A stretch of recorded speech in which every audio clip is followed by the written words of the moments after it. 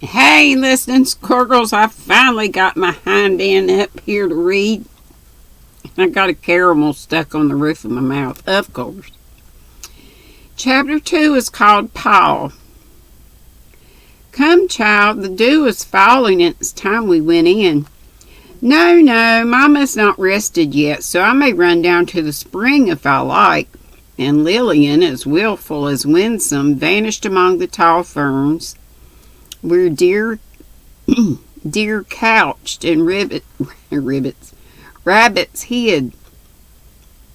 Hester leisurely followed, looking as unchanged as if a day instead of 12 years had passed since her arms received the little mistress who now ruled her like a tyrant.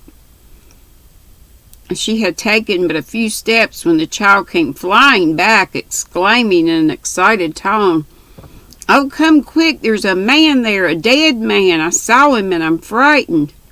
"Nonsense, child, it's one of the keepers asleep, or some stroller who has no business here. Take my hand and we'll see who it is."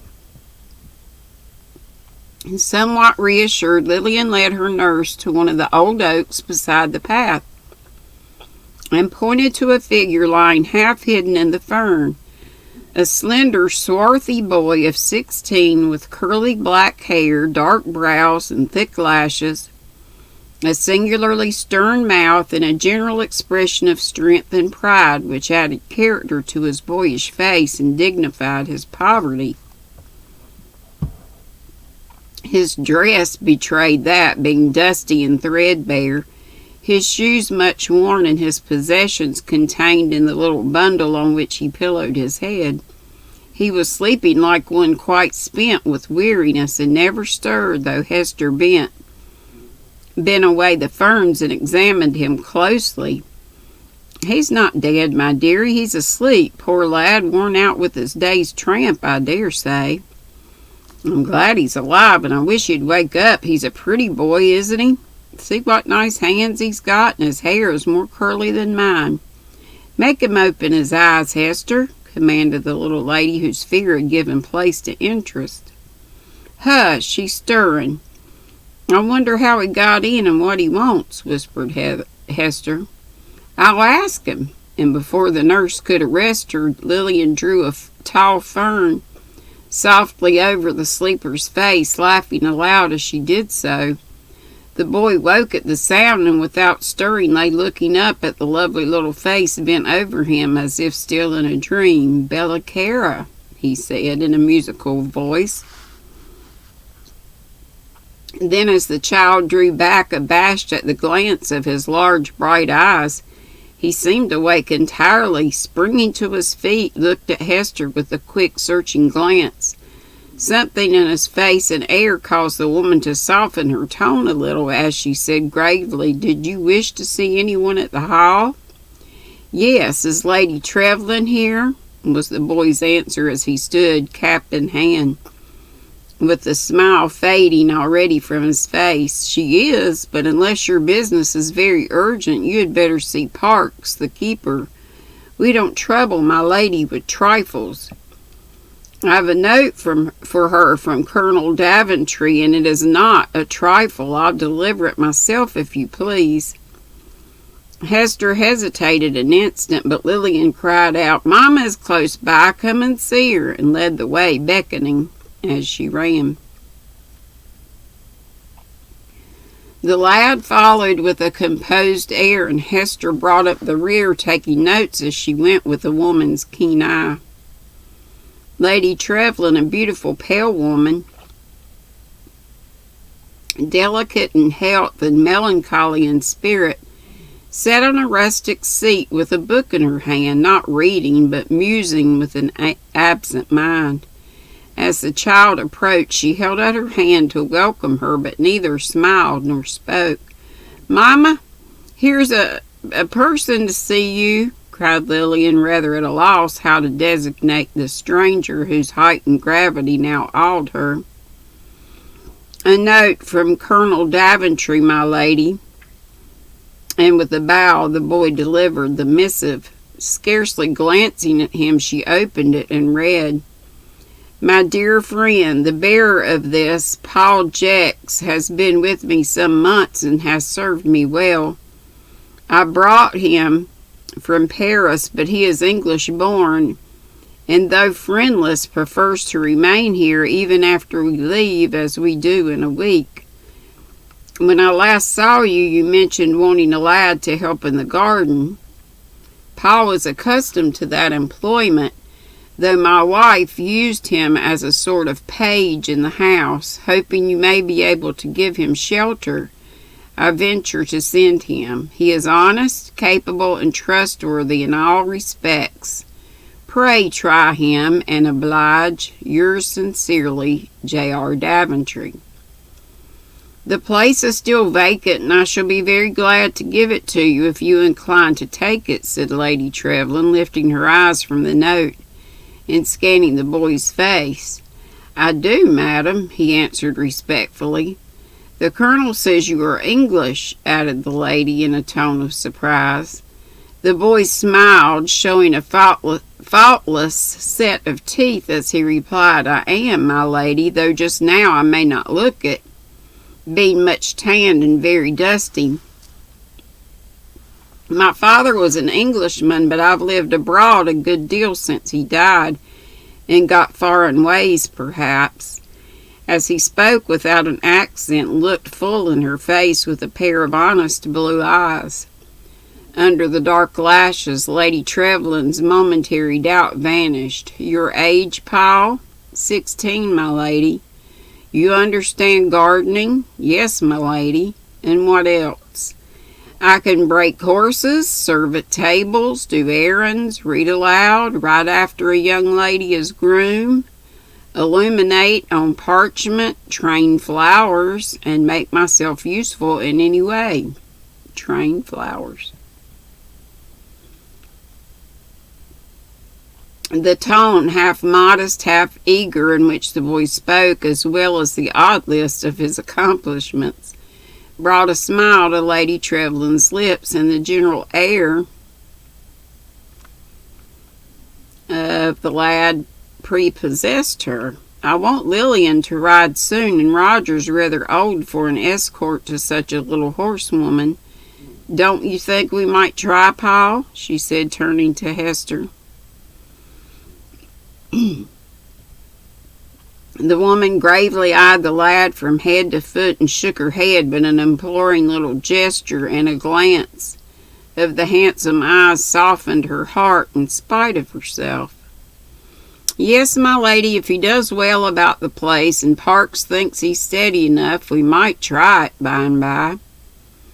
Lillian clapped her hands and, drawing nearer, exclaimed confidingly as she looked up at her new groom, I know he'll do, Mama. I like him very much, and I hope you'll let him train my pony for me.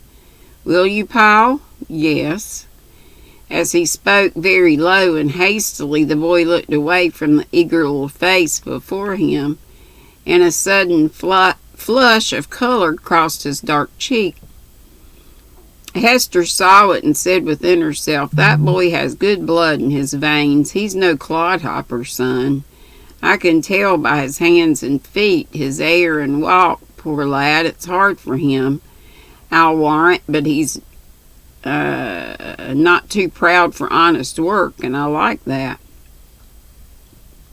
You may stay, Paul, and we will try you for a month. Hester, take him to Parks and see that he's made comfortable. Tomorrow we'll see what he can do. Come, darling, I'm rested now. As she spoke, Lady Trevlyn dismissed the boy with a gracious gesture and led her little daughter away. Paul stood watching her as if forgetful of his companion till she said rather tartly, Young man, you'd better have thanked my lady while she was here than stare after her now. It's too late. If you want to see Parks, you'd best come, for I'm going. Is that the family tomb yonder where you found me asleep? Was the unexpected reply to her speech as the boy quietly followed her, not at all daunted by her maker. Yes, and that reminds me to ask how you got in, how you got in and why you were napping there instead of doing your errand properly. I leaped the fence and stopped to rest before presenting myself, Miss Hester, was the cool answer, accompanied by a short laugh as he confessed his trespass. You look as if you'd had a long walk. Where are you from? London. Bless the boy, it's 50 miles away. So my shoes show, but it's a pleasant trip in summertime. But why did you walk, child? Had you no money? Plenty, but not for wasting on coaches when my own stout legs could carry me.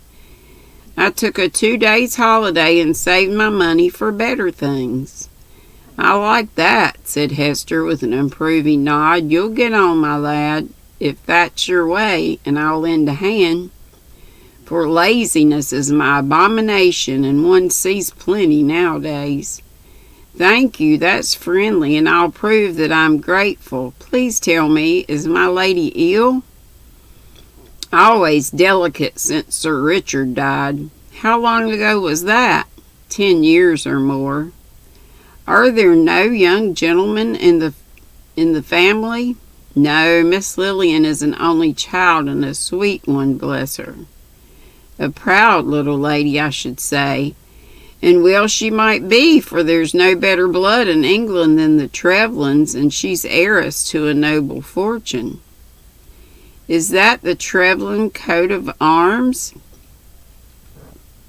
Asked the boy abruptly, pointing to a stone falcon with the motto, Me and Mine, carved over the gate through which they were passing. Yes, why do you ask? Mere curiosity. I know something of heraldry and often paint these things for my own pleasure.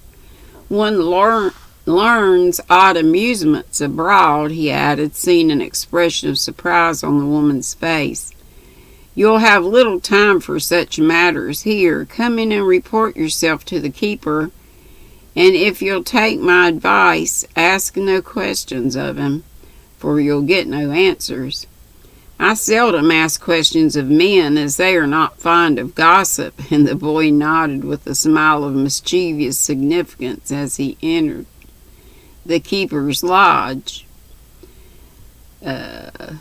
A sharp lad and a saucy, if he likes. I'll keep my eye on him, for my lady takes no more thought of such things than a child, and Lillian cares for nothing but her own will. He has a taking way with him, though, and knows how to flatter it. So well he does, poor lad, for life's a hard matter to a friendless soul like him. As she thought these thoughts, Hester went on to the house, leaving Paul to win the good graces of the keeper, which he speedily did by assuming an utterly different manner than he had worn with the women. That night, when the boy was alone in his own room, he wrote a long letter in Italian describing the events of the day, enclosed a sketch of the falcon and motto, directed it to Father Cosmos Carmela, Genoa, and lay down to sleep, muttering with a grim look and a heavy sigh, So far so well. I'll not let my heart be softened by pity or my purpose change till my promise is kept. Pretty child, I wish I had never seen her. And that's all in chapter 2. And chapter 3 is called Secret Service. So hopefully I'll get to it tomorrow. So sorry I've been so not getting on my chores. It's like my wild jommers, my leopard flannels, my mama's house coat. Love y'all. Be sweet, don't be ugly, and sleep well. And I'm not on tomorrow, but I hope to see you in the YouTube streets. Kelly's on tomorrow night at 7:05. Kelly's Crochet Adventures, or Crochet Adventures with Kelly, Kelli. And Triple C's on in the morning, Creatively Creative Crochet, from 9:30 to 11.